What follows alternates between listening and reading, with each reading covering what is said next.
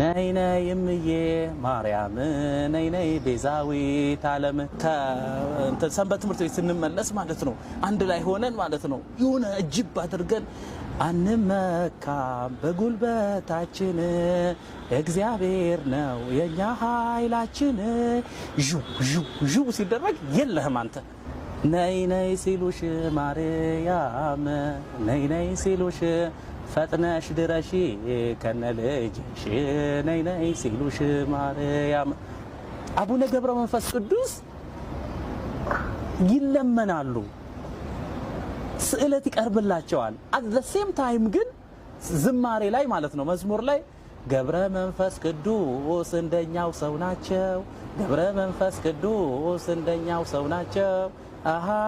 አንበሳና ነብር የሰገዱላቸው ይባላል አሁን እንደዚህ ባል ማርያም ነይ ነይ ሲሉሽ ከነ ልጅሽ ከኢየሱስ ክርስቶስ ጋር ፈጥነሽ ድረሽና አድኝን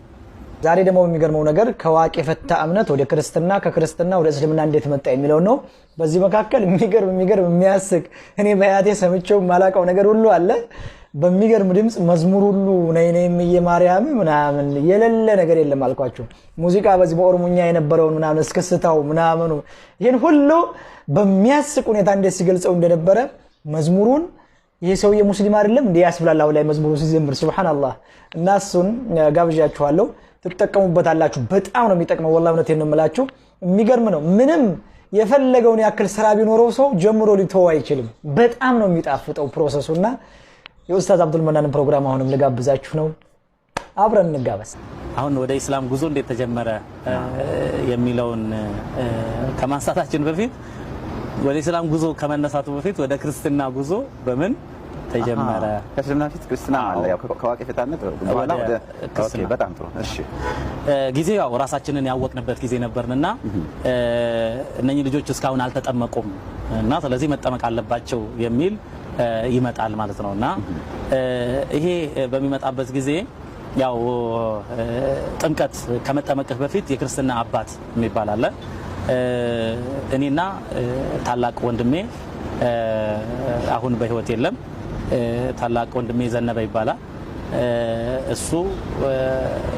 ተጠመቅን ማለት ነው አንድ ላይ ተጠመቅን እሱ የክርስትና ስሙ ኃይለ ሚካኤል ሆነ እኔ ደግሞ ኃይለ ገብርኤል ተባልኩኝ የኔ የክርስትና አባቴ ገብረ ኪዳን ይባላል ያቃቂ ነዋሪዎች ያቆታል የፊት አውራሪ አባይነ መተኪያ ትምህርት ቤት ዘበኛ የነበረ ይትባረክ የተባለ ትልቅ ልጅ ያለው እና ደጋሚ ቆራቢ ቄስ የነበረ ነው ገብረ ኪዳን ይባላል የአማራ ክልል ሰው ነው አቃቂ ደጋሚ ሲታው ዳዊት የሚያስደግም ማለት ነው አዎ ዳዊት ሳሂር እንዳይሆን አይደለም ዳዊት የሚደግም ማለት ነው እና ስለዚህ በዚህ መልኩ ያው ጥምቀትን ተቀበልን የተጠመቅነው በአቃቂ መድኃኔዓለም ቤተክርስቲያን ውስጥ ነው አቃቂ መድኃኔዓለም ቤተክርስቲያን ማለት ከአቃቂ ከተማ ፊትህን ወደ ሰሜን ምስራቅ ስታዞር የሆነ ኮረብታ ላይ ያለ ቤተክርስቲያን ከዛ በኋላ ያው የክርስትና አባት የሚባለው የሚገርም ሲስተም ነው በነገራችን ላይ በነስራንያ ውስጥ በኢትዮጵያ ክርስቲያኒቲ ውስጥ ማለት ነው በክርስትና መስፋፋት ውስጥ ትስስር ውስጥ የሚገርም የሆነ ትስስር አለው እዚህ የክርስትና አባት ይባላል ይሄ የክርስትና አባት በዓል በሚመጣበት ጊዜ ልብስ ይገዛል ያለብሳል በበዓል ጊዜ አንተ ጠይቀዋለህ እሱ ይጠይቀሃል የሚገርም የሆነ ትስስር ይሆናልና አንድ ሰው ወደ ክርስትና ሰውን መጋበዝ ከፈለገ ልጄ ለምን አትሆንም ነው የሚባለው ግልጽ ነው ይሄ ልጄ ለምን አትሆንም ማለት እኔ ክርስትና አባትህ ልሁን ነው ከዛ በኋላ ይሄ ምንድነው ሰዎች ሀዲያ ይሰጣቸዋል ልብስ ይለብሳሉ ያ ራሱን የቻለ እንትን አለ በሌላ መድረክ የምናነሳው ይሆናልና كيف انتشر يعني النصراني كيف انتشرت النصرانية في إثيوبيا من نبرة يا عقائداتهم ምናምን የሚለው ያ በሌላ መድረክ የሚታይ ሆኖ አሁን ግን ከኔ ታሪክ ጋር በተያያዘ መልኩ እንደዚህ ነው ከዛ በኋላ በዚህ ውስጥ ይሄ ትንሽ ጊዜ ካለፈና እኔ በተለይ ሃይ ስኩል ጆይን እድሜ ኦልሞስት በዛ ጊዜ 10 አሁን ወደ ማለት ወደ ክርስቲያኒቲ አዎ እና ኦልሞስት እኔ ወደ ኢስላም የመጣሁት 20 ዓመት ሊሞላኝ አካባቢ ነበርና ከዛ በፊት ኦልሞስት 6 ዓመታት ወደ ኋላ ማለት ነው እና ከዛን ያው የሚገርመው ያው አቃቂ ላይ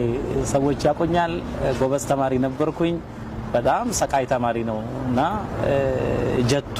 ደቤ ጥይቱ ምናምን ይሉኛልና እንግሊዘኛ ጥሩ ተናጋሪ ነኝ ትምህርት ቤት ላይ በቃ አመቱ መጨረሻ ላይ አንደኛ ነው የምወጣው ያቆኛል ተማሪዎችን ሰዎችና ነገሮችን የማየው እንደ ልጅ አይደለም ማለት የልጅ አዋቂ ጥይቱ ነው የሚባለውና በጣም ሳቂብ የሆነ ነገሮችን የማይበት ነገር የተለየ ነው አልহামዱሊላህ ስለዚህ ትንሽ ነው ተብሎ የሚናቅ ደረጃ ላይ አልነበርኩኝም ምንድነው የሆነው ክርስትናን ማጥናት የጀመርኩት ሰበቡ መጀመሪያ ስትራይክ ያደረገው ታላቅ ወንድም የዘነበ ባይብል ገዝቶ ይመጣል ወደ ቤት ማለት ነው ይሄንን ባይብል ተራ በተራ ነው የምናነበው እሱም በጣም አንባቢ ነው እኔም አንባቢ ነኝ ተራ በተራ ነው የምናነበው ባይብሉንና ባይብሉን አነባለሁ ከዛን ከባዕድ አምልኮት መጀመሪያ የተላቀቁት አንድ ጥምቀት አለ ሁለተኛ ደግሞ ይሄንን ባይብል ካነበብኩ በኋላ ማለት ነው ተላቀቅኩኝ ስለዚህ አንደኛ ከ10 ሰዓት በኋላ